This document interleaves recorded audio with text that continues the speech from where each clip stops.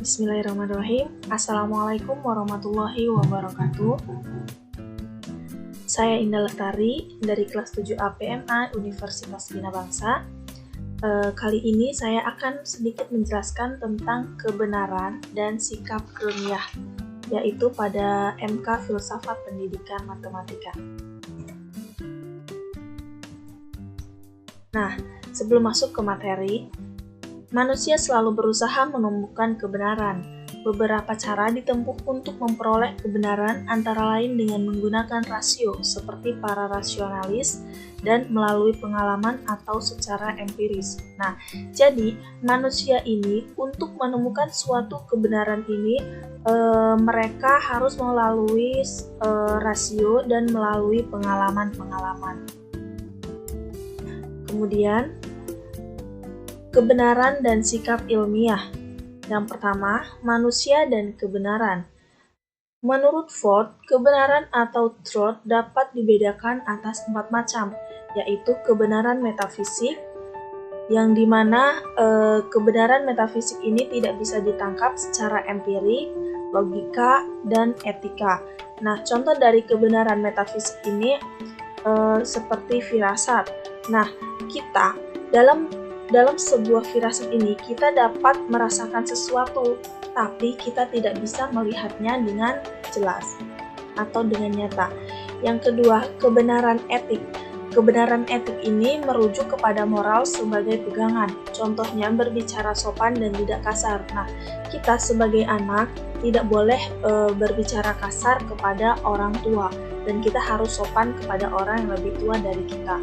Selanjutnya ada kebenaran logika.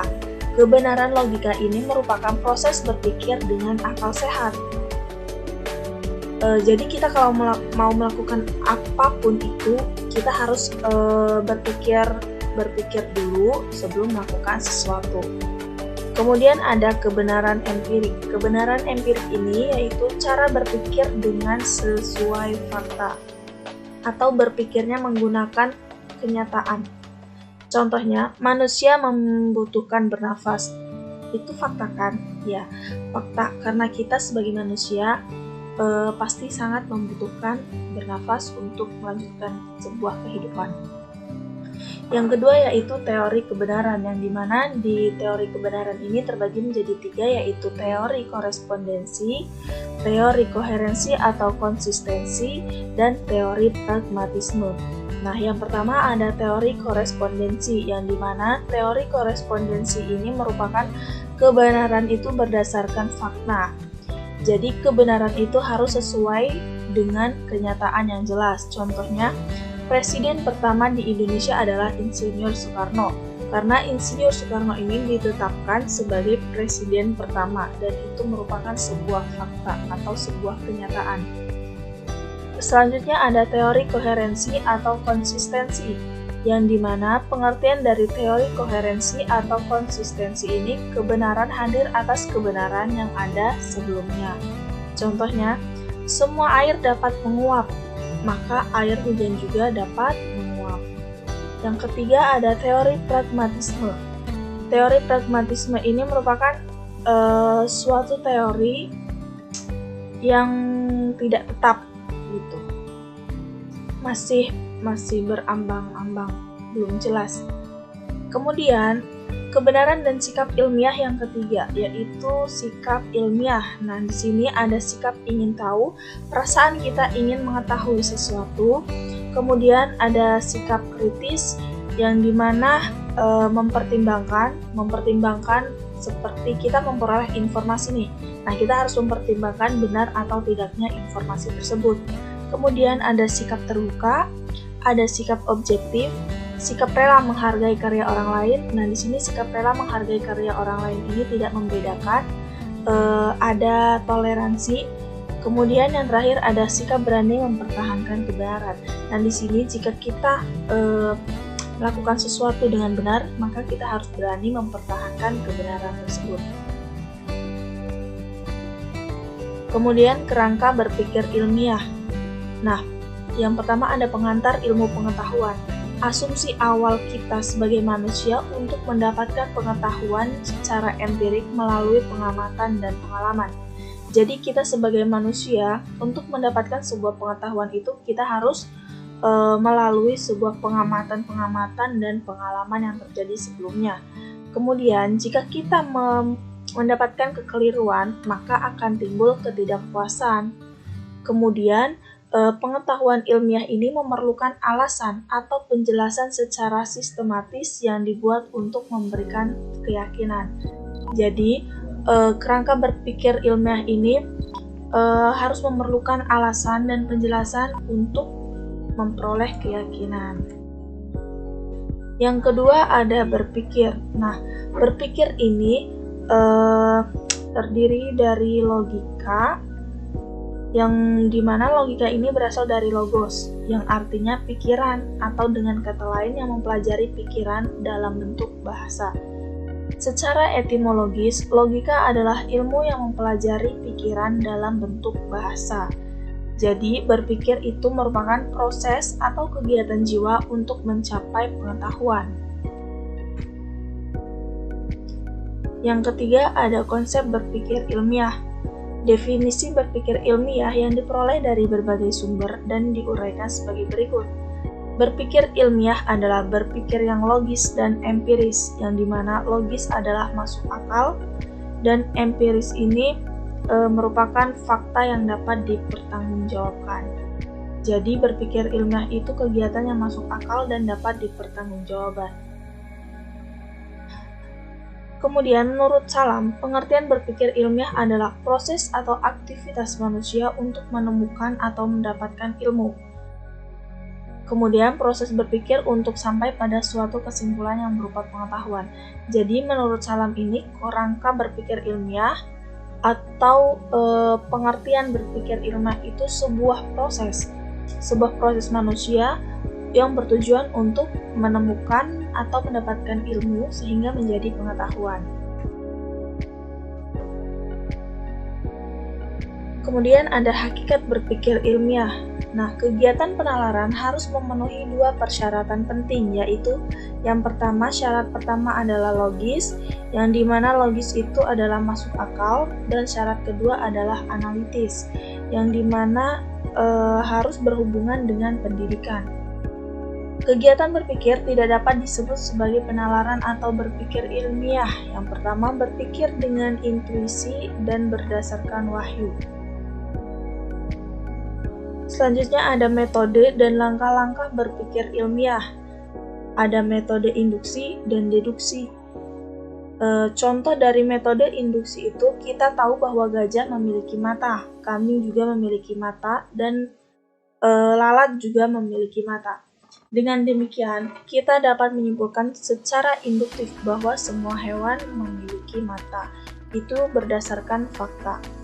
Kemudian, metode yang kedua adalah metode deduksi. Contohnya, semua manusia bisa mati. Jadi, semua makhluk hidup itu pasti akan mati. Kemudian, Socrates adalah manusia. Jadi, kesimpulannya itu, Socrates bisa mati. Karena Socrates itu manusia, maka akan mati. Tidak ada yang abadi. Kemudian, langkah-langkah berpikir ilmiah. Yang pertama ada merumuskan masalah. Setelah kita merumuskan suatu masalah, kita merumuskan hipotesis. Dan setelah itu, setelah didapat semuanya, maka kita harus mengumpulkan data-data yang sudah kita temui dan kita akan menguji sebuah hipotesis tersebut. Yang terakhir, kita merumuskan kesimpulan. Ada berpikir sistematik. Di sini konsep berpikir sistematik. Nah, sistem merupakan suatu tatanan yang terdiri atas berbagai unsur, yang dimana antara unsur yang satu dengan yang lainnya itu sangat erat kaitannya, sehingga bila mana salah satu unsur tersebut tidak berfungsi, maka tatanan tersebut akan tidak berfungsi pula. Jadi sistem ini berhubungan atau berkaitan dengan sistem yang satu dengan yang lainnya. Nah, jika satu sistem ini tidak berfungsi, maka sistem yang lainnya juga tidak akan berfungsi karena keduanya saling berkaitan. Contohnya dalam sistem peredaran darah manusia, ekosistem alam yang terdiri atas berbagai elemen seperti air, udara, tumbuhan, dan hewan, semuanya merupakan satu kesatuan. selanjutnya yaitu berpikir sistematik. Nah, berpikir sistematik ini maknanya mencari dan melihat segala sesuatu memiliki pola keteraturan dan bekerja sebagai sebuah sistem. Misalnya, bila kita melihat jantung, akan terbayangkan sistem peredaran darah di seluruh tubuh kita. Yang ketiga, alur berpikir sistematik. Misalnya, mengapa terjadi banjir dan longsor di suatu daerah, maka yang harus kita teliti adalah saluran airnya. Kemudian, setelah kita meneliti saluran airnya, kita harus meneliti kondisi tanahnya nih, bagus apa tidak. Kemudian, kita melihat ke aliran sungai. Selanjutnya, kondisi gunung atau hutan di hulu. Apakah penyebabnya dari kondisi gunung tersebut kayak mengalami gundulan gitu. Terus yang terakhir adalah curah hujan yang terjadi. Yang keempat, langkah penerapan berpikir sistematik. Nah, dalam langkah ini ada dua, yaitu kita harus mendaftar dan menemukan elemen-elemen permasalahan yang ada. Kemudian kita menemukan tema atau pola umumnya. Di sini contoh penyelesaian studi kasus menggunakan pendekatan berpikir sistem. Yang pertama, dalam menyelesaikan contoh penyelesaian studi kasus ini kita menggunakan 5W1H yang dimana what, where, who, when, how itu kita harus perlu menanyakannya untuk memperjelas. Yang pertama, siapa pelaku penembakan, siapa korbannya, siapa saksinya. Kemudian kita bertanya apa alat atau senjata yang digunakan oleh petugas tersebut untuk menembak massa. Nah, bila mana peristiwa tragedi itu terjadi, kita harus tahu harinya, tanggalnya, jamnya, menitnya, bahkan detiknya. Kemudian kita juga harus tahu lokasinya, yaitu pertanyaannya di mana lokasi kejadian tersebut. Kemudian kita menanyakan bagaimana kronologis kejadiannya, yaitu mulai berkumpulnya massa, peristiwa penembakannya, dan konsolidasinya. Yang terakhir itu kita harus tahu mengapa sampai terjadi peristiwa tersebut atau mengungkap latar belakangnya. Nah, yang keenam ada sistem thinker, yang dimana yang pertama itu bekerja menggunakan tenaga, kemudian bekerja menggunakan pikiran, dan terakhir yaitu struktur sistem pendekatan generatif. Nah, di sini ada kesimpulan dari materi kali ini, yaitu manusia selalu berusaha menemukan kebenaran. Beberapa cara ditempuh untuk memperoleh kebenaran tersebut yaitu menggunakan rasio, seperti para rasionalis, dan melalui pengalaman. Proses pencarian kebenaran tentu bukan hal yang mudah dan dapat dikatakan merupakan proses yang sangat melelahkan. Bahkan bukan tidak mungkin akan mendatangkan keputusan. Berpikir ilmiah adalah berpikir yang logis, yang dimana logis itu masuk akal, dan empiris adalah hal-hal yang dapat dipertanggungjawabkan.